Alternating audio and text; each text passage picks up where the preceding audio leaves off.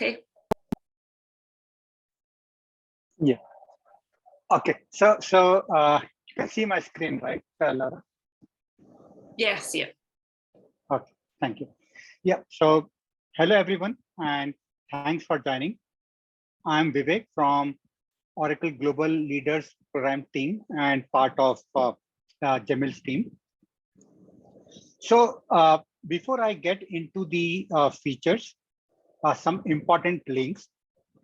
Many of you may know about different ways of learning more about the new releases. If not, this slide has some important links that you may regularly want to go through.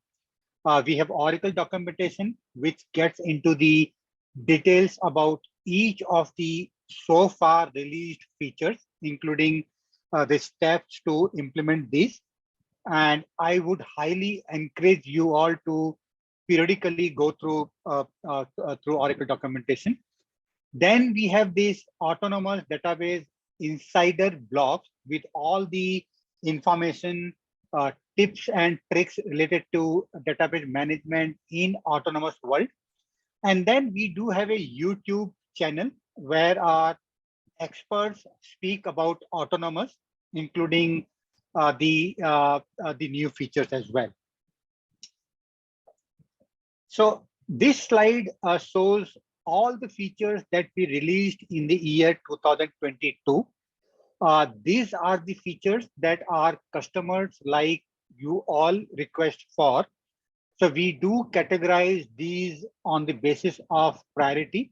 And then as a part of our continuous innovation, we make these available for our customers. In September 2022, my colleague Steve spoke about some of the features released around July and August 2022 timeframe. Today, I will talk about the ones that were released in September, and then some of the upcoming features as well. So, if you have any questions around, the features or any queries around autonomous, my colleague Engin and Jamil would be, happy to address those over the chat, and even I can take the questions probably after the session. So the very first feature that I will talk about is around our multi-cloud strategy. In the past, we spoke about OCI and Azure interoperability. So this feature is sort of that strategy and integration with Microsoft Transaction Server. So Microsoft Transaction Server is usually required when developing an application using any of the Microsoft technologies like .NET. So it is used either to control and manage the transactions or to use client-side connection pool. To integrate Microsoft Transaction Server to an Oracle database, we basically install a service called Aura MTS, which is an Oracle service for Microsoft Transaction Server. And as a part of this service, Oracle MTS recovery service is automatically installed. When there's a transaction failure, Oracle MTS recovery service resolves this in-doubt transaction on the computer that started the failed transaction. Now, Autonomous Database provides a fully managed Oracle MTS transaction recovery job, which is pre-installed, monitored, and patched automatically. It can be enabled or disabled by using a simple API. And it is fully secured as well, as it runs within the customer network.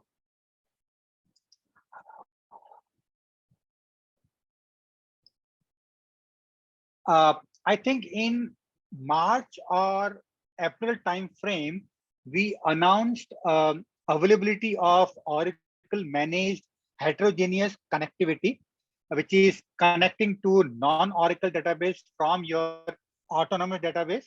This was also one of our steps towards multi-cloud strategies. This feature provided a kind of much needed seamless experience between services of different vendors, then using those services independently.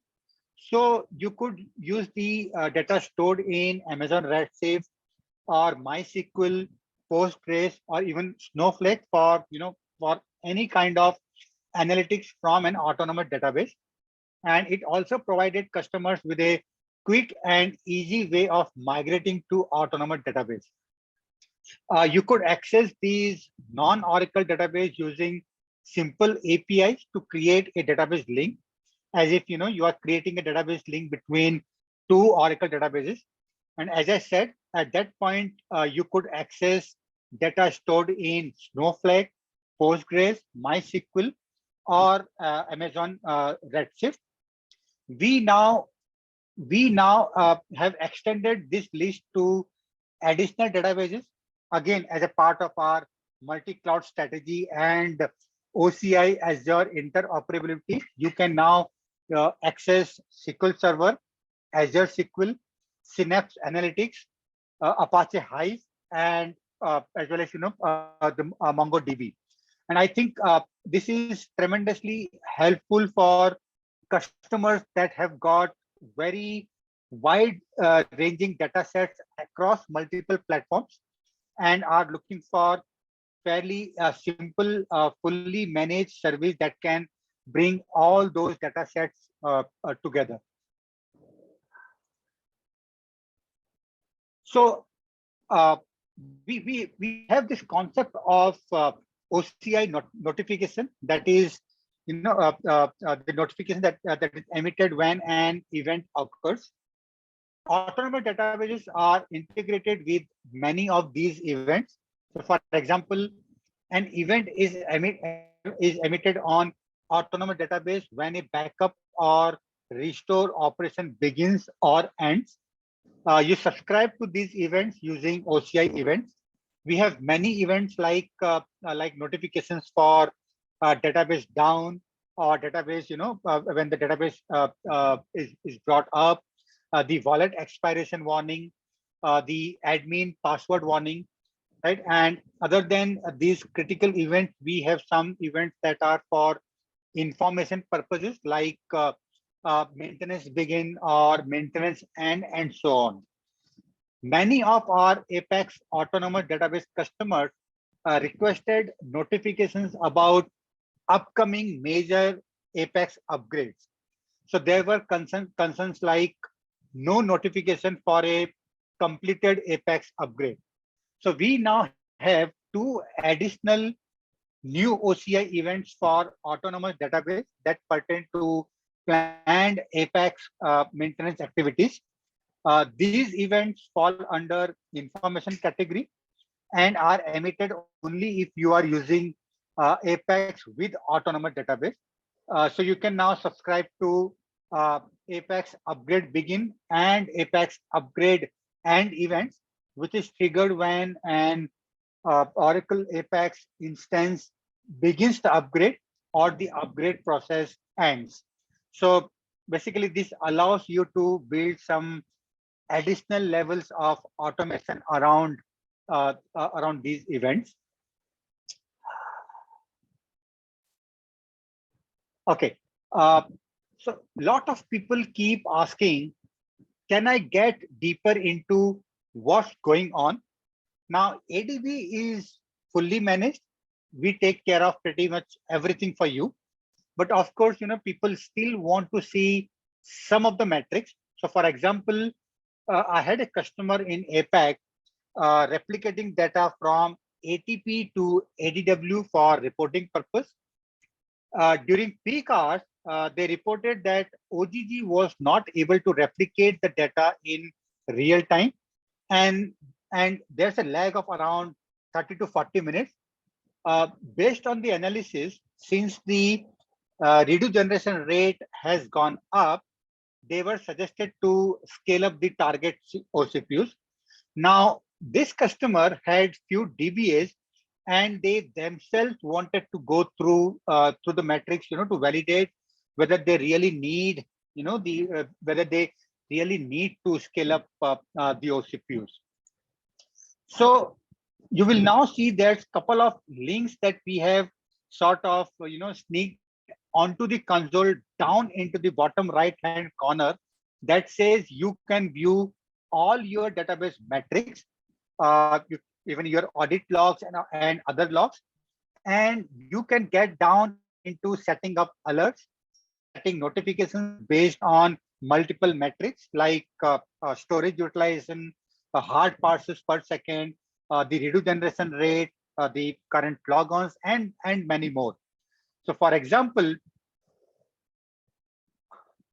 as an example, this particular page shows Metrics Explorer that allows you to build a query based on various metrics, various statistics, and explore these with some easy to understand visualization. You can also download the data in a tabular format by switching on the toggle button, which is visible at the right hand corner of the plot. So in this case, I have this plot for reduced generation rate for last 6 hours, and you can also create alarm and receive email notifications for any of these metrics. You can classify the severity as critical, warning, and so on. Right. So all these were previously available under the service control. Now we have moved it to the metrics tab. Okay, so now over to the upcoming features. Now, these are some of the upcoming features. I can't get into too much of the technical and implementation details now, as these are still under development. However, I will briefly talk about each of these. So many of our customers, especially financial and telecom sectors, they have this compliance and auditing requirements of long-term backup retention. So they want the backups to be retained for periods up to 5 years, 7 years, or even 10 years. So we thought about it and are coming up with this long-term backup solution that will provide a simple method for users to retain their existing database automatic backups as long-term, and then they can define the retention period for such backups. Then we are coming up with lower cost disaster recovery solution. So often customers have requested the ability to have lower cost DR standbys, as well as an affordable solution for cross-region disaster recovery for all their ADB instances. Now, once this particular feature is enabled, customer will be able to provision a new higher RTO, lower cost, local and cross-region standby database. Then Oracle Flashback technology. We all know what the Flashback technology is. So it is basically a group of Oracle database feature that allows you to view the past state of your database objects, or to return to a previous point in time state without actually using point in time media recovery. While most of the features related to flashback, like flashback drop, the flashback query, these are enabled in autonomous by default. But flashback data archive that has the capability to store historic data from all the transactions is disabled by default. So we are planning to come out release this feature soon, probably by end of this year. But I mean, we can't commit the date, but yeah, we are working on it. Then cross-region refreshable clones. Some of our customers requested an online solution for the ability to easily replicate a production database in a remote region, and to provide other business units in a different region to use this clone for reporting and analysis purpose.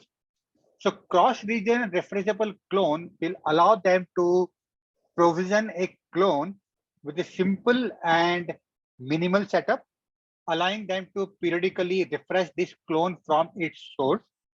One of the use case that I can think of is moving the production from one region to another. Similarly, cross-region clone from backup, that is a timestamp-based cross-region clone is coming soon. Then export data using DBMS_cloud API in Parquet format. Now, Parquet being one of the popular formats for big data workloads. So support for exporting in Parquet format will be released soon. Currently, we support exporting to JSON, CSV, XML, and the data form format, but Parquet will be released soon.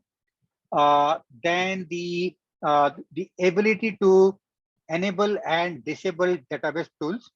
Now, ADB on shared infrastructure offers variety of tools to help users boost their development efforts.